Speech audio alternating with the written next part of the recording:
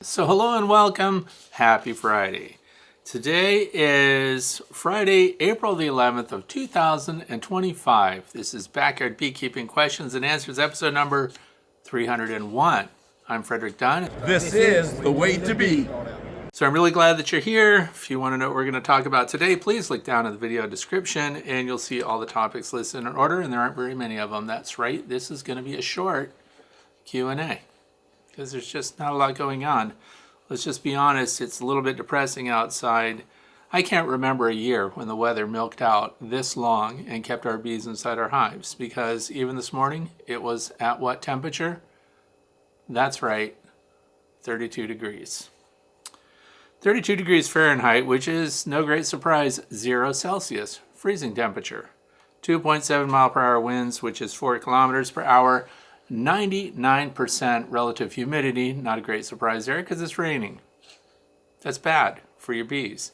This combination of cold weather followed by rain, this transition from snow to rain, really bad for the bees inside the hive, because what have they been doing? Brooding up, trying to keep everything warm while they're being deprived of their opportunity to go out and get resources. So anyway, it's bad. It's bad news all the way around. I'm at the point now where I'm not surprised if they die. I'm surprised if they live.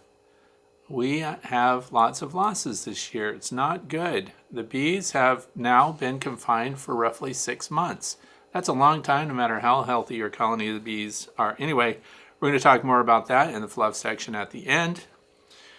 One of the things I did, sure, take advantage of it. I did go out and, as I mentioned before, I did what's called frost seeding of my white clover, which is fantastic for bees. Now we have many acres here, so I can walk around and look for bald patches and things like that. And what I did was, while the ground was covered in frost and everything was frozen, knowing that there was rain coming and a warm-up, I broadcast the seed just on the surface, just wherever there's dirt patch, and just sprinkle them around. And if you've seen clover seeds, they're really tiny. And just let them go. It's the lazy person's way to casually garden. So what's going on now, though? See, it's been a couple of weeks already since I did that. They're up. Even with this terrible weather, they're like half an inch tall. And if it would stop raining, I could get out there and get on. I don't want to crawl on the ground when it's wet. I just don't. You probably like it. I don't. Because I can give you close-ups and show you the success. It's really good. I'm pretty happy that I did that. I'm also going to try to grow morning glories, but I have to find a way to expose the soil there, which is more to come. Anyway, the weather is miserable. And where is this misery existing? In the northeastern part of the United States, the state of Pennsylvania, northwest corner of the state of Pennsylvania. And I'm sure things are perfect where you live, and I'm sure there will be comments telling me how wonderful it is in the sun right now, like my wife, who happens to be down in Florida, who sends me pictures of the food she's eating. And she was somewhere where there's natural sponge, like where they've been gathering sponges everywhere, and I thought that sounded boring until I got to see the sponge the way it would grow naturally. It's kind of conical shaped, pretty cool stuff, has everything to do with beekeeping. I know, and why wouldn't it? What would you do with natural sponge? You put it in your water system outside for the bees so they can get their footing and they can drink through the sponge. That's what I'm hoping is going to happen. Curiosities, maybe they'll grow moss, maybe all kinds of cool stuff can happen with natural sponge. So, yeah, it's bad. It's all bad. In fact, the coming week we don't even hit the 60s here. So we do have a warm-up. It'll get into the 50s. If you can get the 50s in sunshine, the bees are going to be desperately zinging out to find resources, because there are resources, they just can't get to them. So how do you submit your own topic or question? You go to the website, thewaytobee.org, click on the page marked The Way to Bee, fill out the form, and there you go. It doesn't mean that you'll make it, but if it's something that I feel would be of interest to others, it hasn't been frequently covered, you'll make it next week. It'll be good. And by the way, some people have been getting the Way to Bee mugs, the 300th episode mugs, which I think are great. Thank you for that response. And I wanted to let you know they're only good for 2 weeks. Not that they wear out. It's that in 2 weeks they won't be available anymore. So see how I have this little pamphlet and I have a mug? Why would I show you those things? Because I'm going to give them away. When? Next Friday. The same day that it's the last day that you could be buying a mug that's marked for the 300th episode, because that'll be the 302nd episode, so I gave people 2 weeks to get them. So what you do to get that pamphlet and that mug if you live in the United States? I'm sorry, I can't ship overseas. It's a huge hassle. All you do is go to thewaytobe.org, click on the page marked The Way to Be, and you submit, instead of a question, you put 300th episode mug in the subject line, and you name one new thing that you learned from this channel in the entire time that you've been watching it. And all of you who do that, we will have all of your entries put together. You also need to have a mailing address on there too, so that, by the way, nobody's going to get your mailing address. The only way we're even going to use the mailing address is if you happen to be a winner. The supervisor will pick the winner. He'll have to pick it out of a can. We've done a giveaway before, a long time ago, so I'm sorry it's been that long. So let's go over again what you're going to get. You get this pamphlet. It's the 300 edition. It says special edition. All it is spiral notebook, lined paper for you to take your notes and let everybody know that you're a winner, because you can't buy these. You have to get them only from the giveaway, and you get the coffee cup too. And I'll sign the bottom of the coffee cup so that when you run it through the dishwasher or you scrub it up at the kitchen sink, the signature will go away and it'll be a normal coffee cup again, having the exact same value that it did when I wrote on it. Or I may do a doodle, who knows. So you submit that. Next Friday will be the drawing at the same time that the door closes on being able to buy the 300th edition mug. So I appreciate that for those of you who've been interested. And it is a fun thing to do, and I've been really inspired by the people that decided to get a mug. Thank you so much. So you may be wondering, where do you get that mug anyway? Look down in the video description. There's a link.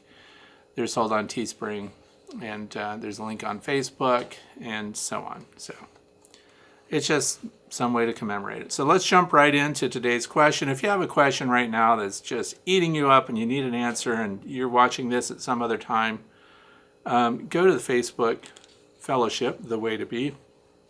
If you just Google The Way to Be Fellowship, it'll come up for Facebook. You can join, no requirements, no entry fees, no payments, as with everything we do, all free. So there you go. Now I'm going to start right off with Peter from Perth, Western Australia.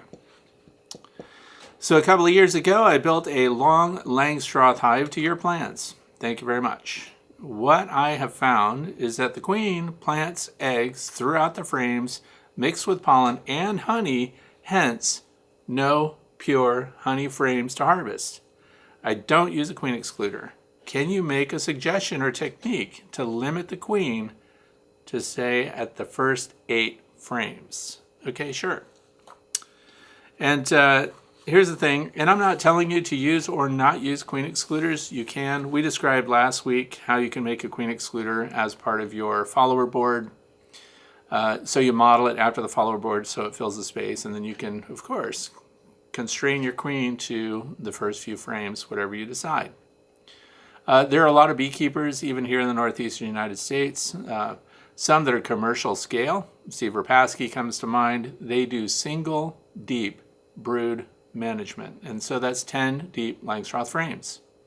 So if we use that as a model, we would have 10 deep frames available for the queen, brood, and of course brood food, bee bread and all of that, and then you would have a queen excluder following that. But now let's say you don't want to use a queen excluder, and so here we get into another discussion. Very polarizing among beekeepers, by the way, which is perfectly fine with me. There are a lot of discussions about even the vertical configurations as well as horizontal, and how to keep your queen where you want her to be. So let's go back to Steve Rapaski. The commercial management of bees is very time constraining, right? So it's number crunching, it's efficiency. You want to know what box your queen is in. That's why I use a queen excluder. We want her right there, and we want a 100% guarantee, or maybe 99.9, because sometimes queens still get through the queen excluder. We don't know how or why.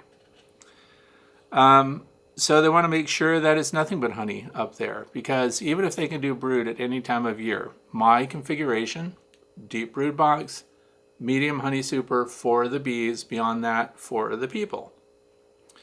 So when they cycle up and down into that upper food resource, which they use in the wintertime, which this year was not enough. That's right. We can talk about that in the fluff section. But anyway, that medium super, wall-to-wall honey, and then the brood box, if they cycle back and forth, it really doesn't matter to us that some of that comb gets really dark. The more times it's been used for brood, the darker the beeswax gets. So some people would like to keep the upper boxes with nothing but honey in them, and therefore not having brood in it means that it doesn't get dark and tough and difficult to work and stuff like that. So looks better if it's been used only for honey. So the only way to guarantee that is to use the queen excluder. So now moving on, let's go without the queen excluder. I don't use top venting, and I use a small entrance. I base that upon what I have learned from those who do hundreds, if not thousands, of rip-outs or removals of feral colonies of bees in structures. And they have found in hot weather locations. Now remember, I'm in the northeastern U.S. in the state of Pennsylvania. We don't get these super hot, super humid summers that they get, let's say, down in the south. So let's say Gulfport, Mississippi, where Dirt Rooster lives. Let's say down in Louisiana, where Jeff Horchoff lives, and they do these rip-outs. And they find these spaces occupied by large colonies with a single entrance, often extremely small. So the reason I bring that up is high humidity, high heat. The bees are doing well down there, and what they find, here's what I want you to look at. Go to either of their channels, look at their videos. When they do a rip out, these are feral colonies, therefore there's no restriction on where the queen can go. What's the organization of the resources inside the cavity that they're occupying? It always has the brood near the entrance where the ventilation is. They have their resources well in the back, often more distant from the entrance, so the honey doesn't get robbed, for example. And you'll find that it's a very consistent organization of resources. Now, why does that change in the Langstroth hives, or maybe even in this case, because Peter did not explain this in the question? Is there venting in that long Langstroth hive? Is there another entrance? Sometimes we have another entrance, depending on where you get your long Langstroth hive. These were built, I think, based on my plans. So we don't, initially I had vents on the bottom that we could control. And we had openings in the cover boards that you could put screens on and also have venting if you wanted to. I've since eliminated that because the bees indicated they didn't want it. How did they indicate that they don't want venting? They seal it up with propolis. So I found that once we do away with secondary ventilation further through the cavity, whether it's vertical or horizontal, your bees are then likely to spread out and have brood elsewhere. Often you'll find drones distant from where the worker brood is, which is kind of interesting too. So when you restrict it to a single entrance and not a huge single entrance, I mean, it makes sense, I get it.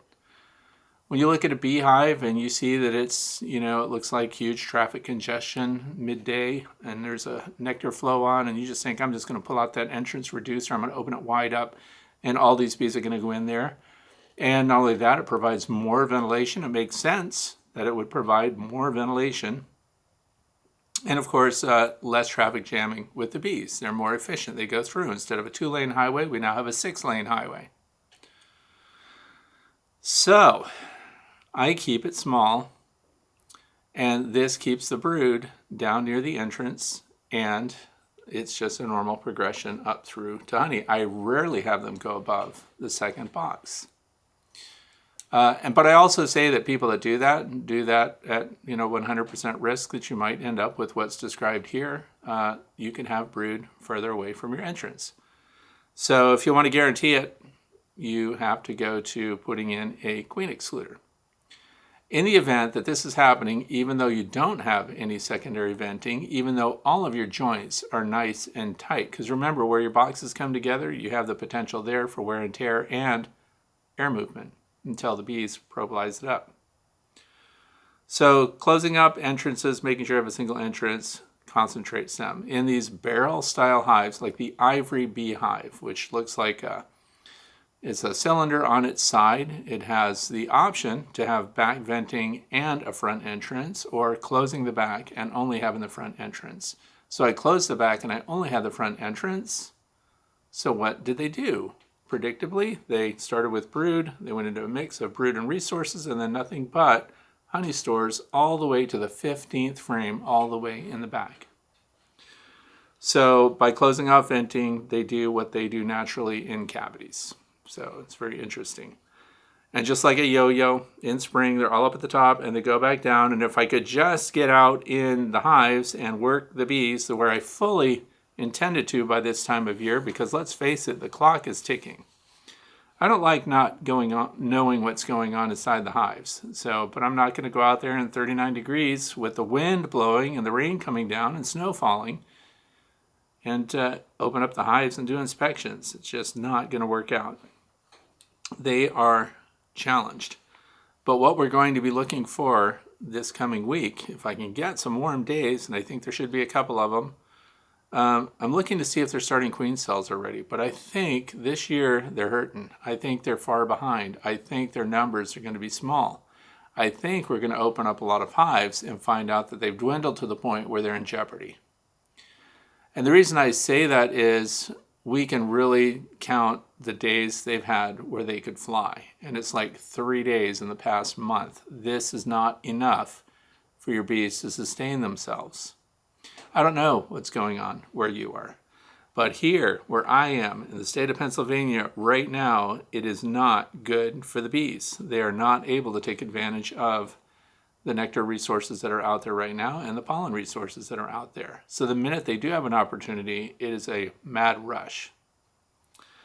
So I hope that's my technique. Those are the two. And when you have upper entrances and things like that, which some people do, and I'm not against it, I just don't do it myself anymore. The vertical Langstroth hive, when you do that, you will need to use a queen excluder, or you have the risk that your bees will start to spread brood throughout your colony, throughout the hive space. And that's why, because now they have air movement everywhere.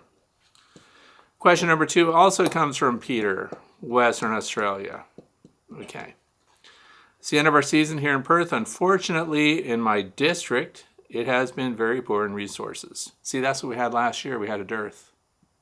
We had a big dearth right at the end of the year. My pond was the lowest it has ever been. So anyway, it was so much so that I barely had any honey, which I need to leave for the girls. What do I have? It says, what I do have is a lot of pollen mixed with brood, minuscule honey. Very soon now, I will be reducing my hives down to just the brood box and storing my rotation super. Should I just store the pollen frames, or should I remove the frames, clean them out? If so, what would be a good way to clean out the pollen? Okay, so there's a lot of questions here. And sizing your colonies, keep in mind that they're going into winter down there while we are in spring and headed for summer. So getting ready for winter in Australia, and by the way, my second most popular viewing people come from Australia, so thank you for that. What's going on is getting ready for winter, we do need to assess every frame inside the hive and make sure they're going to have the resources that they need to get through winter. I don't like if, for example, they have frames of pollen down there and they just don't have the nectar necessary to support the use of the pollen in the building of brood, because those are two things that they need together. I would definitely put that in the freezer. And the reason is that when the dearth continues, or when they have an opportunity and there's a warm-up, there just isn't pollen in the environment, but you have it already stored as bee bread in your hive, I would save that out and then condense together the honey supers. The other thing I have concerns about, and I don't know what the climate is like there, I don't know if it freezes, for example. There are parts of Australia that never freeze, and like if you look at New South Wales, where the flow hive people are, they always seem to have, they get a little rain one day, and but they have a nectar flow year-round on some level. So when you have a real dearth, that's when the beekeeper needs to be prepared to provide some resources for the bees. So, and as I've mentioned before, sucrose first, proteins second, because if they don't have the energy that they need to do the work that needs to be done, it doesn't help them then to have protein around to make brood. So freeze those, and I would concentrate going into winter on making sure they have capped honey as a resource and size it right. See here, 2 boxes for wintertime, and as I mentioned earlier, for me, that medium super was not enough. They used it up, they moved right up underneath it. All the frames below are empty, and then they brewed it up, and then what did it do? It dropped into the teens in Fahrenheit and froze the bees over the new brood, because what are they doing? They're not brooding up enough to replace their numbers right now. And some of the hive configurations that I have out there don't facilitate feeding. They have no way to feed the bees. So even having left honey for the wintertime for them to get through, imagine being inside for 6 months and having to be locked into a food resource while you rear brood. You need a great number of bees, but also we're running out of our fat-bodied winter bees. They have reached the limits of their life. This is where now we're going to get the potential for your colony to dwindle down to nothing, or just a tiny cluster that can't sustain itself. They can't forage anymore. They just don't have the numbers, or the brood is dying and they're wasting their time clearing out empty cells, and it's just a mess right now. It's really not good. All I'm doing these days is sitting around worrying about my bees. It's not fun. So yeah, I would save the frames, freeze them. We freeze them to make sure that there are no eggs. I don't know what kind of pests you have down there, but it doesn't hurt, and it does preserve pollen. It's one of the things that we do to make sure that it's kept as fresh as possible. And then what you do later is, once they've consumed some of the honey next to the frames, then next to the brood area, we push the honey frames in close to the brood area and a pollen frame. So honey frame on one side up against the brood, pollen frame on the other. It takes a full frame of pollen finished to complete a full frame of brood. So, and it's the most expensive resource in the hive too. So that's just what I recommend. Other people may have other ideas, and those ideas are also welcome. Moving on to question number 3. This comes from Xing Dai. Question. It says question 14. So I guess this was last week. If we leave empty hives in our apiary, which I recommend that you do, but I also recommend that you put robbing screens over the entrances. Why do I recommend leaving your empty hives in the apiary? One of the reasons, of course, is they take up a huge amount of space in storage. Here's the other thing. I found that in storage, your hives get visited by pests pretty darn easy, unless you open air stack them and they have exposure to light. So there are lots of reasons, and we want to make sure that we're storing empty, cleaned out comb, not comb with resources in it, not comb with protein. It can't have bee bread in it, none of that, or it will attract pests. So here's the thing. I do recommend that once you've cleaned them out, and clean out your dead outs just as soon as you can. Get all the dead bees out. I know a lot of people will say, yeah, the bees will just clean that up. I'll just put a swarm in there, and the swarm will clean them all up. Let's pave the way a little bit for them, because installing a swarm against their will is one thing, and I'm not against that. It's called management. But I do like the volunteer occupations of hives, because that's just a feel-good thing. So if you can leave your deep brood box, so take it apart, get the supers off, clean out your dead bees, use that air blaster. That air blaster, by the way, I don't have it with me here, but it's a battery-powered handheld air blaster, almost as strong as a low-pressure air hose. It blows the baby bees right out of the cells, blows the cappings off, blows bottom boards clear. It is a touchless way to do it. So if I look it up, I'll find the link for that blaster. On full power, this is no kidding, you can blow eggs out of an egg carton with it. It's just a little handheld battery air duster designed for clearing out computers and stuff like that, or blowing dust out of your radiator, I don't know, anywhere where you need portable air power.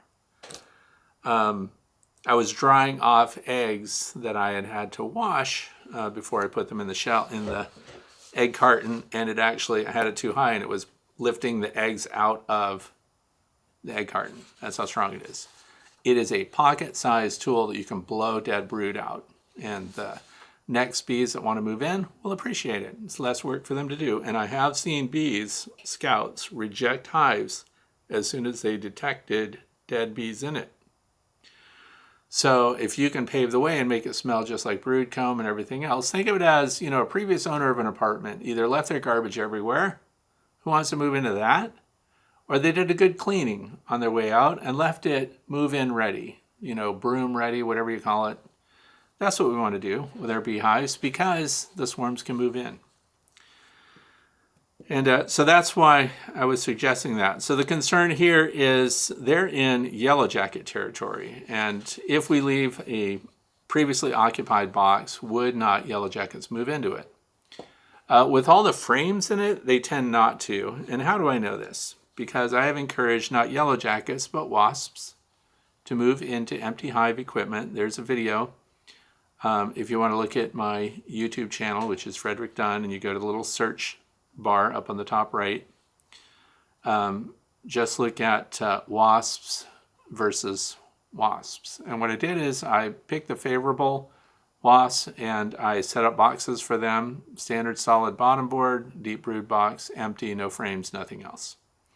Of course, they built their paper nest underneath the inner cover, and my purpose was to use these wasps that don't tolerate yellow jackets as a repellent, a natural repellent against the yellow jackets.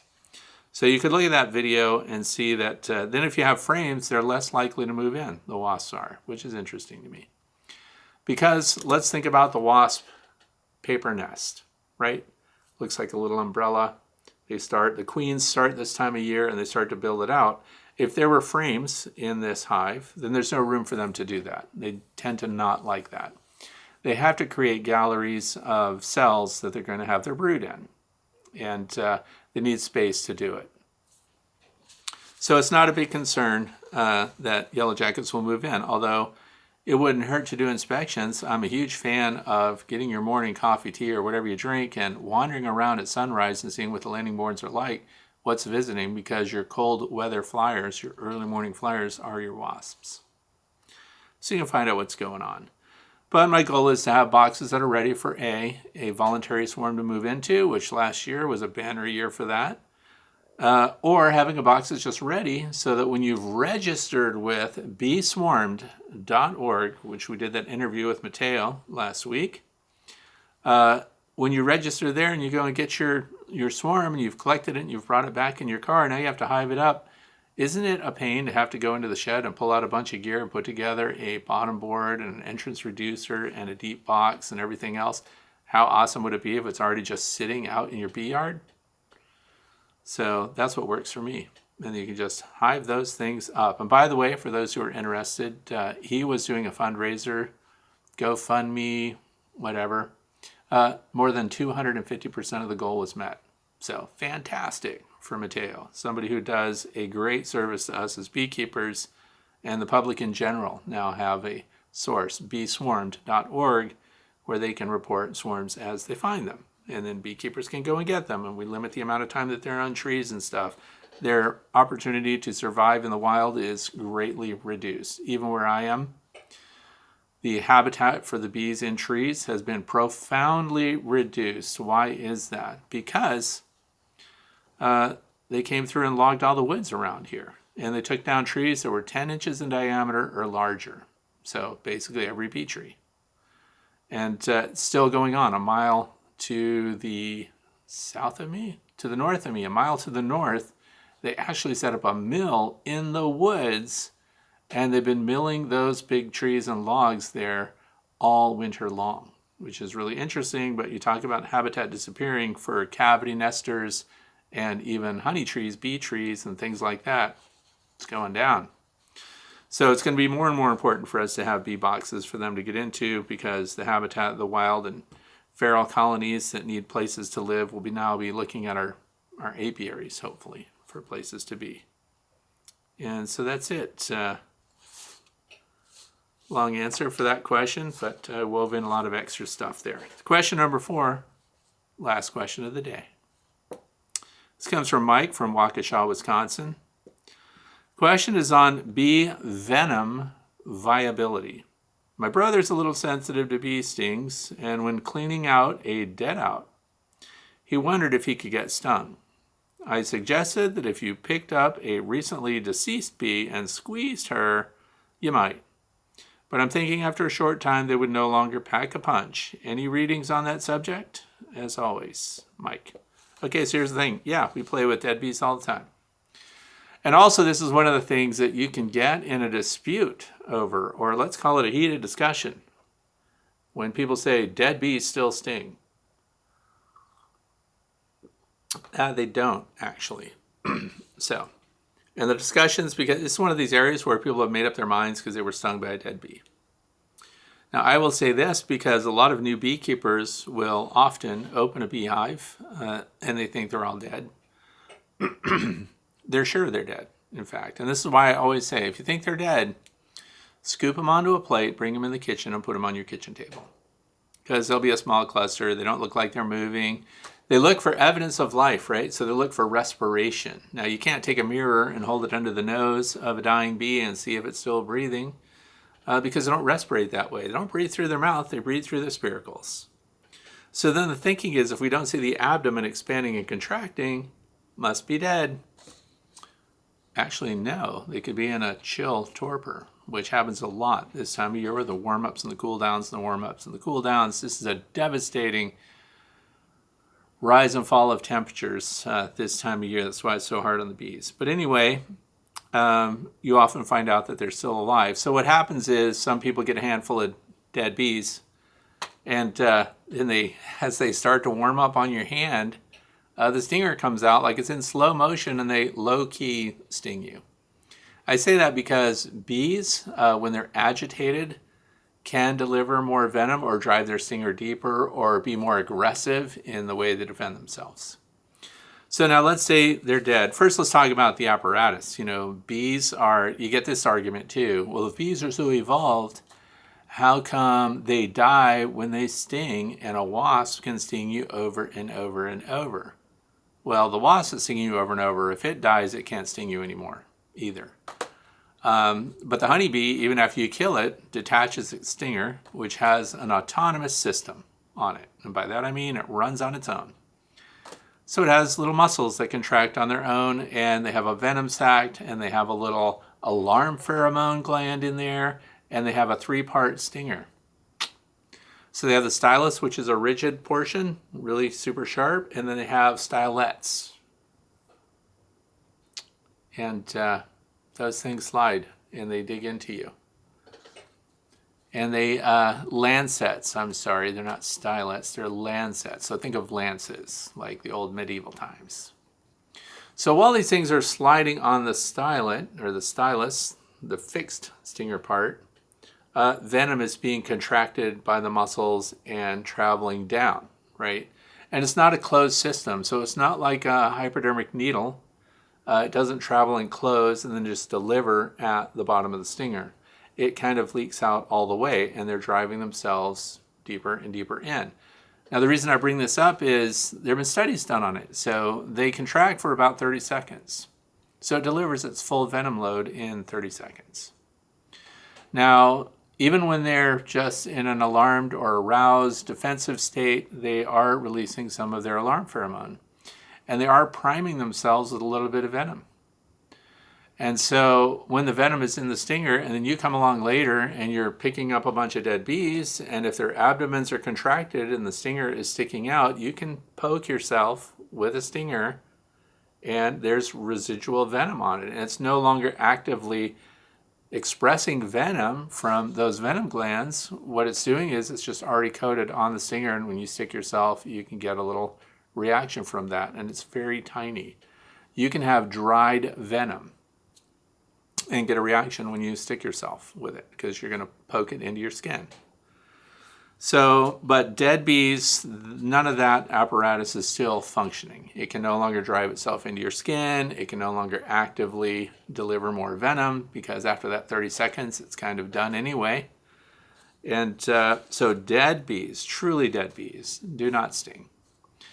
And you can poke the stinger and stuff. To get that stinger into your skin, you have to find soft skin for it to do it. If you're talking about scooping dead bees, then why contact them? Get that air blaster that I mentioned earlier and don't touch the dead bees at all. Just blow them out of there. If I had the potential to suffer anaphylactic shock from bee venom, I don't think I'd be sticking my hands in a pile of bees in the first place. Just fail safe. Why not? But yeah, so dead bees truly don't sting, but we can force the venom, the dried venom, on a dead bee, still residual on the stinger, into our skin. And you can still get a reaction. So this leads us to the fluff section for today. I know it's a little early, but we're in a tough situation here. And I have concerns, particularly about the smaller colonies. The colonies that are making it are remarkable and amazing. And, you know, we can't assign, this is the problem with beekeeping, by the way, the challenge and the attraction to beekeeping all at once. They don't seem to follow a lot of rhyme or reason regarding which colony dies, which colony lives. That's why they're full of surprises all the time. Insulation, more life. Not true. Not true for me here. So I have uninsulated. I have a Premier box, which is a Propola hive, single deep that I just threw together last minute, end of the year, writing them off, no feeder shim on top. Just toss those bees in a box and put them out there because it's better than what? Just, letting them die, late season swarm. And they're alive, they made it, and then you panic because now you're not configured to feed them. I could put a fondant patty on there, so I put a Bee Smart Designs insulated inner cover on it. I didn't have time to seal up a medium box over the top the way I'd like to, because I like to take those covers and put expansion foam around that edge where it meets the box and the insulated inner cover, because I don't like airflow up there. Threw a fondant pack on there. Those bees are alive. That makes no sense to me. I don't know how they made it through everything terrible. Now I have a heavily insulated Lyson hive. Super strong, lots of resources, vibrant bees, great activity all the way into mid-January. They're totally dead. The puzzle remains. So, you get on a checklist of what could have been wrong with my bees. Well, it all comes down to looking at the condition of your bees, and it's what I described earlier. Why are some bees able to manage a brood pattern, keep the brood alive, and then on a warmer day or in an insulated hive like the Lyson, heavily insulated hive, it's polystyrene, they should have had the surplus workers to get to the resources and then, kind of like a shuttle run, get those back through trophallaxis to all the bees that need it the most, and those would be the nurse bees in the center of the cluster, and then off they go. But no, they all clustered up, they bury themselves in the cells, and then there's a couple of inches of empty cells around them, and then capped honey. They didn't do it. They're also not soaking wet or anything either. So these are puzzles because it's hard to find consistency in, well, that absolutely worked. Oh, no way, that doesn't work. Let's not do that anymore. We can't do it based on a one-off, make alterations, and I have too many different configurations in my backyard apiary. So the ability to feed, top of the chart for me. I need to be able to get resources on there. The Lyson hive has a reservoir style feeder on top, but it also has a center hole in it. So it's a reservoir style that's for liquid feed, and we don't want to do that in the wintertime. So it has a punch out hole in the center, which I did not use. So I have to be fair to Lyson and say I didn't put a fondant pack on that hive. Because they had so much stored honey in there, well above the colony that was occupying it. And so they have, and still have, capped honey in there. So it looked like they had what they needed to get through winter. So no fondant. So this is the importance of keeping records. And we shouldn't really take action based on 1 year's result. Because a lot of different things can go on. And so we talk about losses. Let me just retread this a little bit just to drive it home. What am I changing? I'm going to make sure that every colony that I have, my lay-in hives, I can't feed them. Just can't. One made it, one did not. So there again, one made it, one didn't. They're insulated the same. They're configured identically. They both had honey resources inside and no means to feed them because the way their frames are designed, they come together. And if you follow Dr. Leo Sharashkin's guidance, you're not supposed to have feed in those hives. So, one made it, one didn't. So what's the reason this one did and this one didn't? I don't know, but at least now I can do a split and reoccupy both hives again, and we're back in business. So the thing is, Project Apis M, everyone had the reports in. You've probably seen it. Some people do the thumbnails. The influencers, YouTubers, 1.6 million bees are dead. And that's what Apis M reported. 1.6 million colonies are dead. And Blake Shook has been, man, he covered the ground. He's been on CBS, NBC, ABC. They did specials on the losses of bees. So he's kind of becoming the face of the commercial beekeeping industry. And given that he is so successful with his own colonies and those under his management, we're talking thousands of hives. 1.6 million losses, and he's in a strong position, of course, to continue, but there are large commercial beekeepers that are completely out of business. And then so backyard beekeepers take some comfort in that their numbers don't match that. So I did a survey 3 weeks ago, and Project Apis M also did a survey among backyard beekeepers. They had about 360 respondents. I had 530 respondents. Not saying that it's more popular, but what I like about you is the listener and viewer on my channel is you're very engaged. And so when I post these very simple surveys and things like that, the responses have been really good and helpful if you want to feel good. Because here's what I said. I said, if you've suffered dead colonies during the winter and spring of 2025, how do you plan to replace your losses? And this is very basic, and I appreciate your responses. Okay, so 55% are going to make splits. Swarm collections to restore will be 15%. Buying packages or nucleus colonies, 25%. And quitting. They lost so many, they're out of business, they're not doing it. And some of you who have lost everything have made your comments known underneath the videos. 5% of the respondents are completely out. So all the others are still in a position where they plan to continue with bees. The other thing is, overwhelmingly, people had the exact same results as last year, as years before, as far as survivability goes, or better.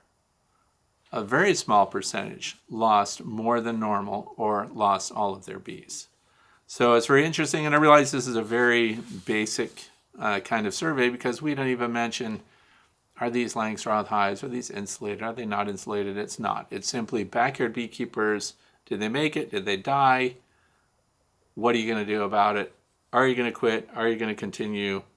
And if you're going to continue, how are you going to replace them? So, and this is the group that I like the most. You're not named. It's not like I'm calling you out, but 55% of them are going to make splits, restore my apiary for my own stock. That is the number one thing I personally, if we were in a club and I was able to influence you, I would suggest that if you have one colony of bees left, after this difficult winter, dearth period, whatever you've been through that took out so many of your hives, if you can work from just 1 or 2 colonies and focus your energy on keeping those genetics and getting that going again in your own backyard, you're going to be, in my opinion, much better off. Not just that, it's literally the cheapest way to go. The second tier for that, swarm collection, I was kind of surprised. Only 15% of the people plan to collect swarms to replace their losses. 25% are buying packages or nucleus colonies. Because that becomes a big financial commitment. I noticed, because I checked before I came on today, package prices are way up there. And I popped in on the Better Bee website to see, are they selling packages? And I expected exactly what I found, and that said they were sold out. So these companies are in good positions that are selling packages and nukes. The other thing is Better Bee in New York requires you to come and pick them up. They're not shipping anything. So I think that's wise from a package seller perspective, because when you ship stuff, you don't know what the handling is going to be like. when once it leaves your breeding facility. And I don't know if Better Bee is selling their own stock or if they're partnered with California. So we don't know if the big breeders out there are brokering through other things like Man Lake does that. I don't know if Better Bee has some of their own bees or not. They may. And so anyway, if I were selling nucleus bees, a nucleus of bees or packages, I personally wouldn't like to ship them. I realize that that would limit your range of clientele. But so much happens, and then you have to insure them. So in other words, if they arrive dead and there's 2 inches of dead bees in the package, you need to contact the people that sold you the package. You need to get a refund right away. If your queen died, you need to get a picture of your dead queen, blah, blah, blah. And so I think if you're going to sell packages or nukes, that having people come and get them, or a representative of a bee club or something like that comes and signs off on every package right there, and that relieves you of your potential financial risk, right? Because you developed them, you set them up, you put them in nukes, and you're selling them and sending them out there. Having people pick them up, sign off, and say, beyond this, you're on your own. Now, the thing that they should be warranting is the fertility of the queen and things like that. So buying in a queen is a good idea, because here's another thing, right? So let's say some people don't like the swarms because you don't know what the genetics are of that swarm. But here's what I know. If that swarm call comes in through beeswarm.org, which is on my phone, and if it happens here in the very first week of May, I know that those came from colonies that survived this dastardly winter series. I want those bees. Now, let's say you don't want them.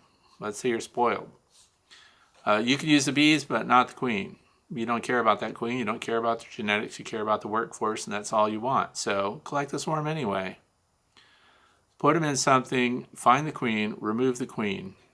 Feed them sugar syrup, keep them alive, keep them happy. Remember, you've taken them miles away from wherever they were. And if you have a colony that needs a stronger workforce, I know this because I've done it. Then after an overnight in the garage or the basement or wherever you put your swarms that you've collected, then the following day at the appropriate time, 10 a.m. to 2 p.m. on a nice sunny clear day that's not going to have rain, snow, and all the other terrible things, open up that queenless group of bees right in your apiary, right up against the colony that you want them to occupy, and you'll be amazed at how quickly they go right in there. It's also a great time to go ahead and put sugar syrup on that colony. They're weak anyway. You're not going to get a honey yield from them. So you can take them miles away, remove the queen, so now you control the genetics, because now you're just reinforcing the workforce that you have with more foragers. And remember that when it's a swarm that you collect, they're not all old bees. You got some young bees in there. They're the freeloaders that come along too, and you know what we're talking about, the drones. We don't need those, so we can actually block them out.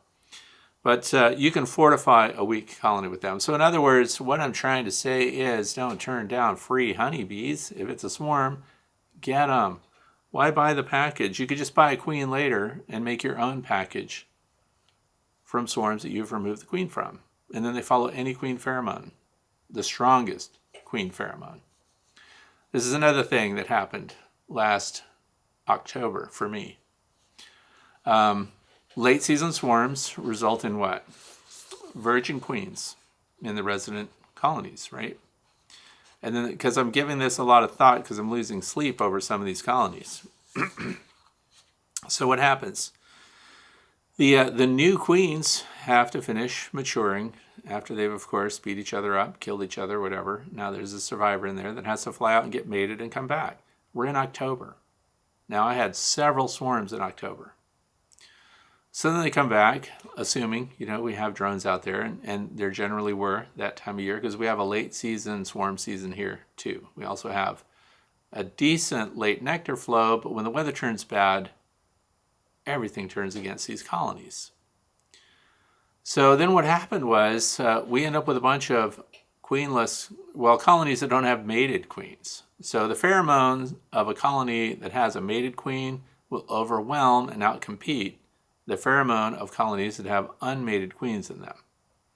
what happens to the workforce that forages out of those colonies that are unmated?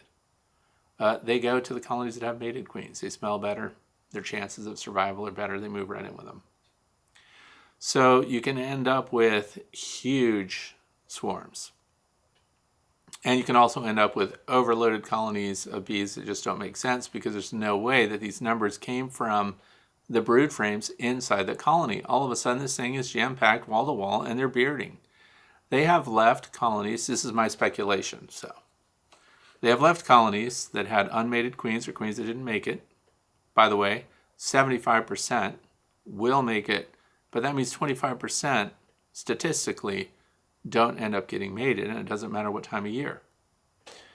So then you're going to lose the workforce. And what's left? Nurse bees that are inside, they're just trying to hold the fort, and they're wondering why nobody's bringing groceries home.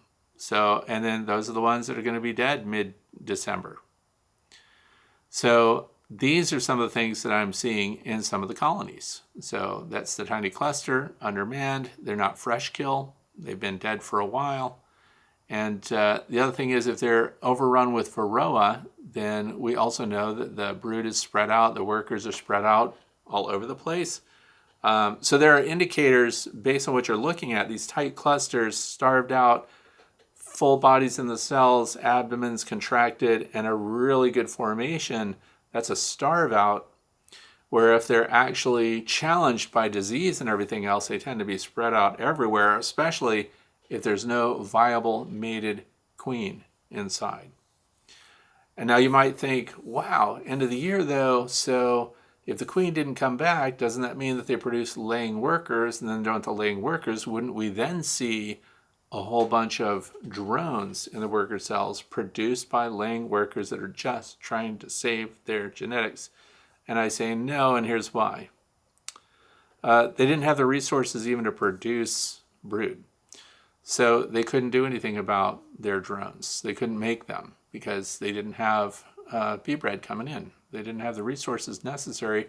And what's the energy source that they need? They are starting to need more nectar that has stopped because the weather got bad too soon. So they consume resources right around them and then they dwindle. That's what I'm saying. Tell me what you think. So that's why we find these tight clusters, and you find that over and over again this spring, because what's happening right now? Freezing, sleeting, snowing yesterday, bees can't fly, and then what's it going to do? It's going to rain. I mean, I don't want to be Eeyore or bad luck Schleprock or whatever. Try not to be negative. It's not a happy year for those bees. But that's what I think happens. So the pheromone game, they win out.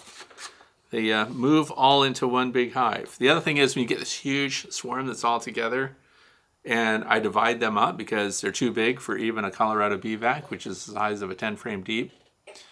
We have several of those 10-frame deeps that are part of the Colorado bee vac system, and then all you do is move the motor onto the next one. So if you were going somewhere to get bees, you could collect several in a single trip.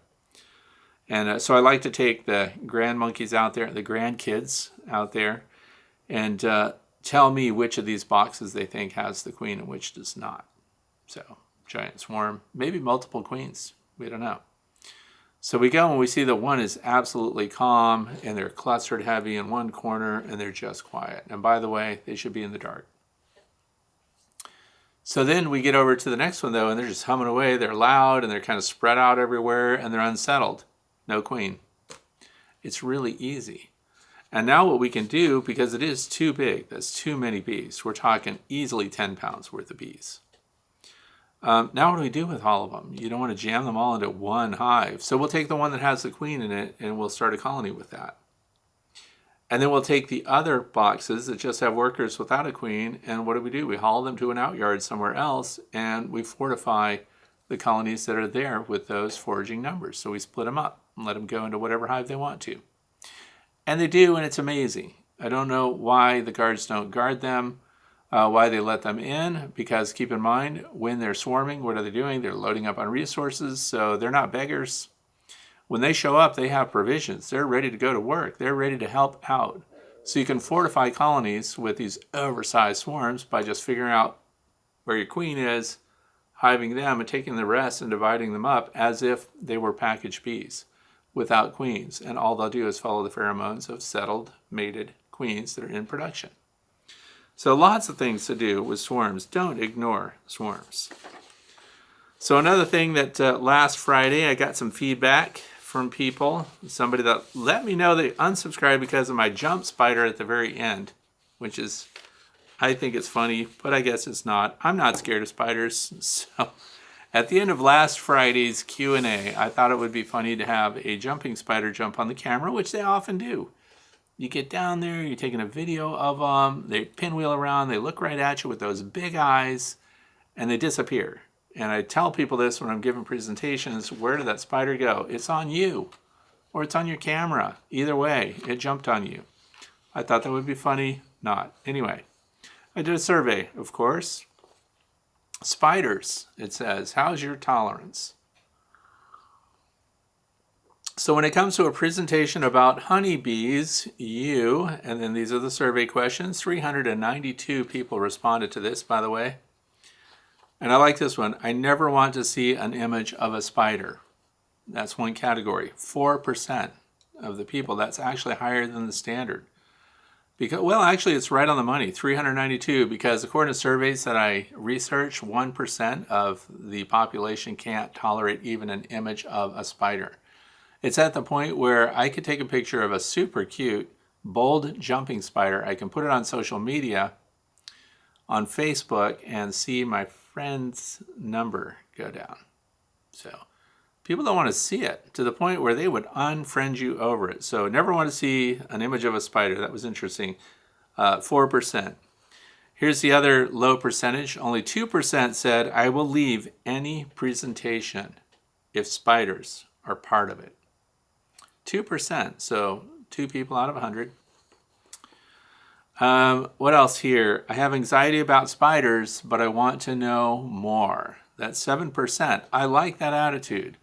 I'm scared of spiders, don't like them. They give me anxiety. They're kind of creepy, but I do want to know more. Knowledge is power. And once you learn something about them, normally, it can alleviate some of your stress.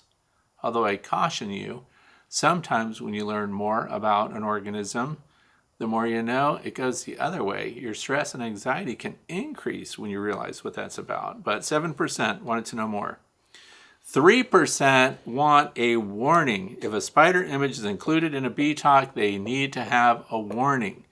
So there's this phrase for films, it's called, does the dog die? This doesn't have anything about dogs. Does the dog die means that you have to warn people that something bad is going to happen in the movie or in the story. So if there's going to be a spider, then you have to tell people, there has to be a disclaimer on it. There may be spiders in this. And I make jokes about, I have a daughter who is spider phobic. So arachnophobia times 10. Like, she can't handle it. I used those fears, or did, against her when she was a teenager. But not in a humorous way. I just wanted her to clean her room, and she wouldn't. Nobody beats a thinking person. And so when I saw the condition of her room, because she's an artist, art stuff everywhere, throws all clothes on the floor, whatever. I thought, wow, this is really cool that you're providing all of this spider habitat in your room. And she goes, what? She stopped doing what she was doing. I said, yeah, because when you leave stuff around the floor, they move right in. This is like the choice room in the whole house. You are guaranteed spider habitation. She cleaned her floor, cleaned her room, and it never was messy again. There's power in that, but only if somebody's afraid. So the more fears you have, the more leverage other people have. See what I mean? So, but that worked on her, and I felt pretty good about it.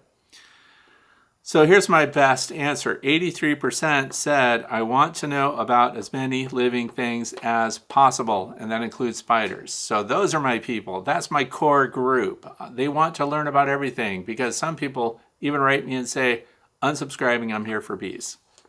Okay, well, your bees don't live in a sterile environment. You are going to be interacting with nature as a whole, and the more you know about spiders, jumping spiders, you are going to see jumping spiders when you get into your beehive. You just are. So if you know a little bit about them, and it takes away some of that fear I think it's cool. I think it's fun. So I'm fortified to know that these are the results.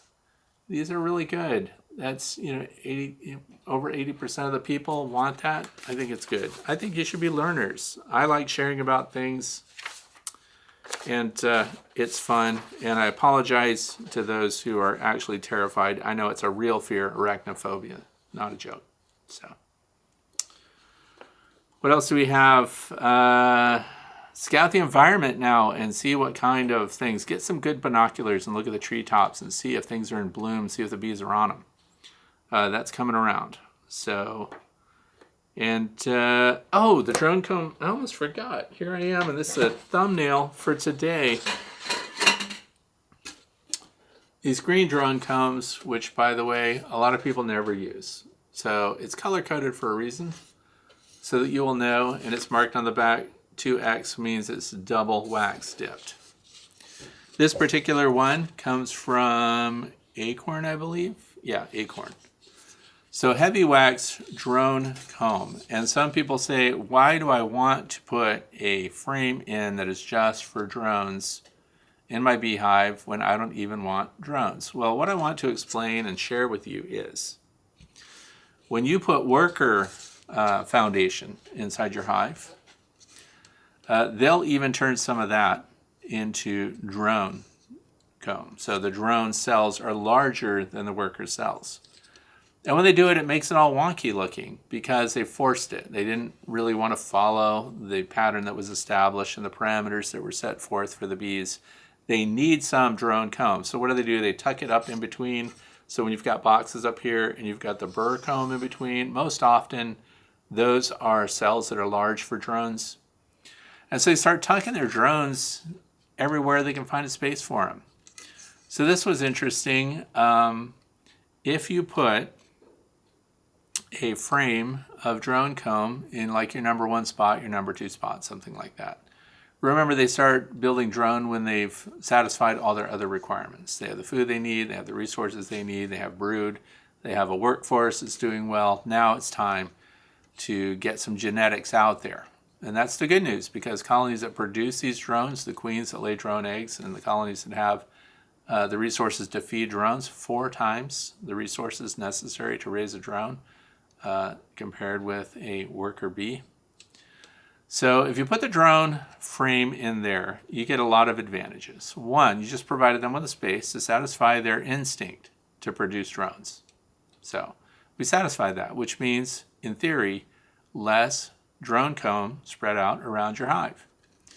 The other thing is, and my viewership is mixed, some of you are treatment-free beekeepers, some of you are managing your colonies, and some are treating for Varroa destructor mites. So the treatment-free group, and even those using soft organic acids like oxalic acid, or if you're using formic acid, Formic Pro, things like that, we still want to get our mite numbers down as much as possible. So when you have this drone come and they cap it, because they spend a lot of time developing, it's also, remember, 4 times the resources to produce a drone, and they're going to be here before they're even emerging from their capped cells until their 24th day, roughly. So once you mark it and the queen starts laying up your drone cells, and once they get capped, you don't have to wait for them, by the way. Some people try to time it to where it's just before they would emerge, and then you get busy or storms come in, and then you forget to do that, and then what did you do? All the drones emerged. And all the reproduction for the Varroa destructor mites that's occurred in there is done. It's happened. So the goal is get them all capped, because that's when the Varroa destructor mites are in there. And then take the whole frame and cycle it into the freezer, unless what? Unless you have chickens. If you have chickens, you do not need to cycle it into the freezer.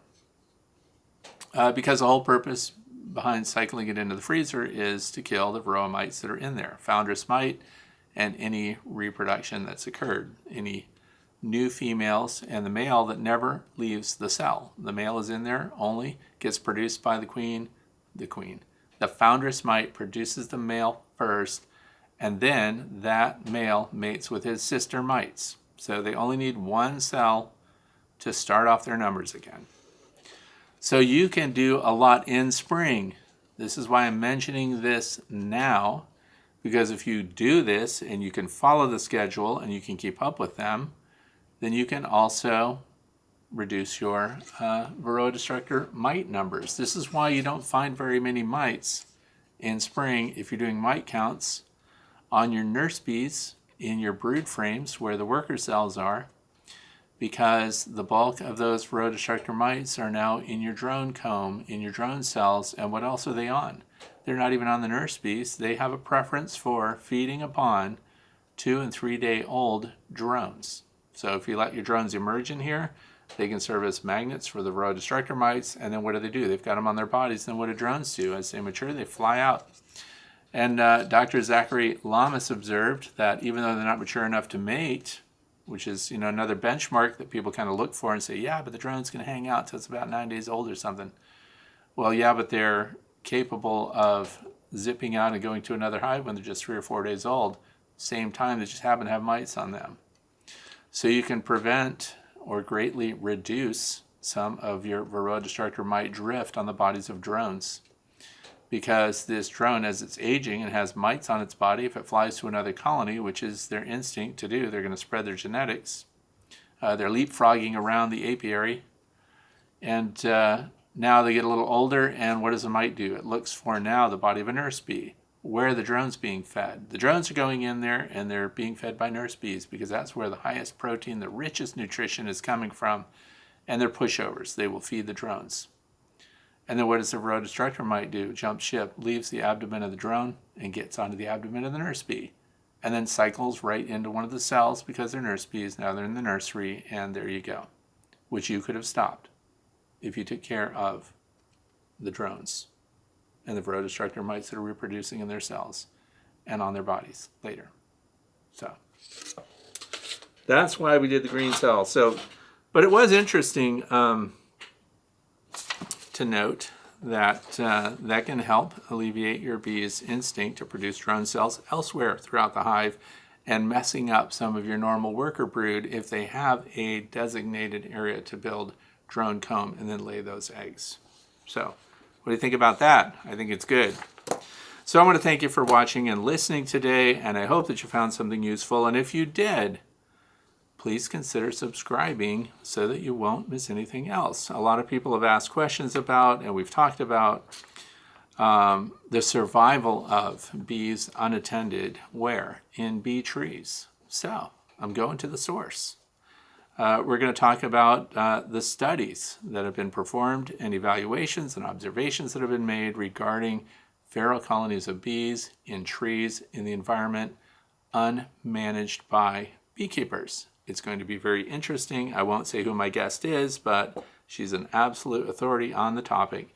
And I hope that you'll come back and watch for that. And you won't know. You won't get the alert unless you're a subscriber and unless you click on the bell part that says notify me when a new video comes out. Thanks for watching. I hope you have a fantastic weekend ahead.